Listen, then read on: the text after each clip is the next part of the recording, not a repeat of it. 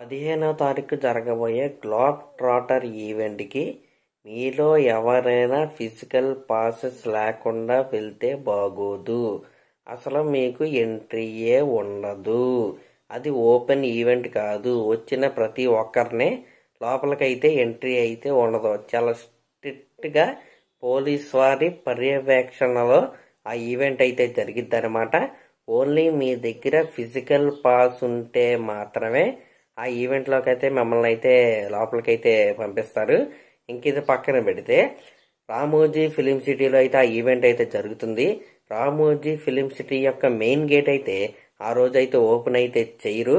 దాని back gate ఏదైతే ఉందో ఏంటి రామోజీ ఫిలిం సిటీ యొక్క బ్యాక్ గేట్స్ ఉంటాయి కదా, దాని నుంచే ఎంట్రీ అయితే ఉంటుంది. మీరు గనక ఫిజికల్ పాస్ కనుక తీసుకుంటే దాని మీద ఒక క్యూఆర్ కోడ్ అయితే ఉంటుంది. దాన్ని కనుక మీరు స్కాన్ చేసుకుంటే మీది ఏ గేటు, మీరు ఎటు నుంచి రావాలి అనే ఇన్స్ట్రక్షన్స్తో సహా ఆ క్యూఆర్ కోడ్ స్కాన్ చేస్తే మీకైతే తెలుస్తుంది అనమాట. ఇంకా రామోజీ ఫిలిం సిటీకి ఇప్పుడు విజయవాడ హైవే నుంచి వచ్చే వాళ్ళు ఉంటారు, గచ్చిబౌలి అటు నుంచి వచ్చే వాళ్ళు ఉంటారు, ring road outer ring road మీద నుంచి వచ్చే వాళ్ళు ఉంటారు. అలా చాలా మంది ఉంటారు కదా. అలా ఒక్కొక్కరు అంటే ఏ ఏరియా నుంచి వచ్చే వాళ్ళు ఏ ఇన్స్ట్రక్షన్తో రావాలి, ఏ రూట్లో కూడా ఆ క్యూఆర్ కోడ్ కనుక మీరు స్కాన్ చేస్తే మీకైతే క్లియర్ కట్గా అయితే ఉంటుంది.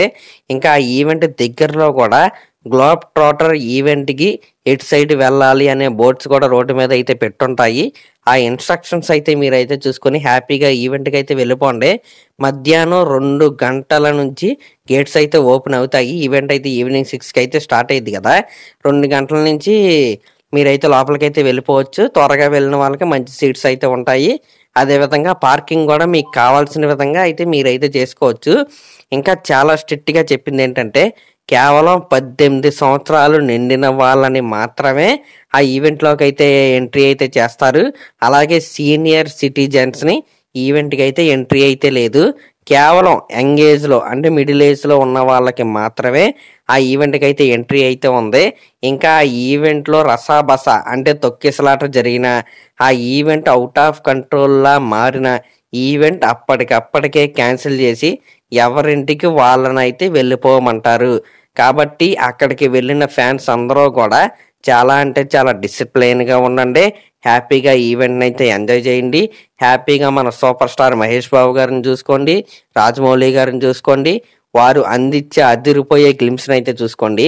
అంతే తప్ప అత్యుత్సాహంతో హడావుడి చెయ్యొద్దు, ఈవెంట్ని అయితే పాడు చేయొద్దని చెప్పింది నేను కాదనమాట, మన ఎస్ఎస్ రాజమౌళి గారు. ఒకసారి ఆయన చెప్పిన ఇన్స్ట్రక్షన్స్ నేను ఇంకా ఫుల్గా అయితే చెప్పలేదు.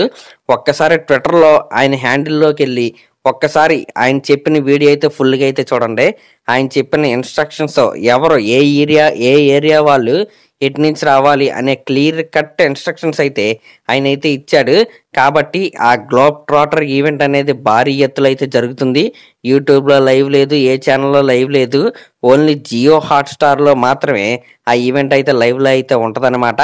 కాబట్టి ఫ్యాన్స్ ఎవరో కంగారు పడకుండా హ్యాపీగా జియో హాట్స్టార్లో చూసుకోవచ్చు. నేను మళ్ళీ చెప్తున్నా, ఫిజికల్ పాస్ అంటే మీ చేతిలో మీకు సంబంధించిన పాస్ ఉంటే మాత్రమే మిమ్మల్ని అయితే ఈవెంట్ లోపలికైతే ఎంట్రీ అయితే చేస్తారు. మీరు ఎన్ని గంటల నుంచున్నా నేను మహేష్ బాబు గారు డై హార్ట్ ఫ్యాన్, నేను కోసేసుకుంటా, ఆల్రెడీ కోసేసుకుందో చూపించినా సరే మీ దగ్గర పాస్ లేకపోతే లోపలికైతే మిమ్మల్ని అయితే పంపరు. కాబట్టి పాసులు ఉన్న వాళ్ళు మాత్రమే ఈవెంట్ దగ్గరికి అయితే వెళ్ళండి, మిగతా వాళ్ళు అయితే వెళ్ళొద్దు. హ్యాపీగా జియో హాట్స్టార్లో అయితే ఈవెంట్ అయితే చూడండి. మరి అదనమాట మ్యాటర్. నేనైతే ప్రియాంక చోప్రా గారు ఫస్ట్ లుక్ అయితే వచ్చింది కదా, ఇంకా నెక్స్ట్ మన మహేష్ బాబు గారిని మనం అయితే చూడబోతున్నాం అనమాట. మరి దీనిపై మీరేమనుకుంటున్నారో కామెంట్ చేయండి. అలాగే మన ఛానల్ కనుక ఫస్ట్ టైం చూస్తున్నట్టయితే ఖచ్చితంగా సబ్స్క్రైబ్ చేసుకోండి. Thank you.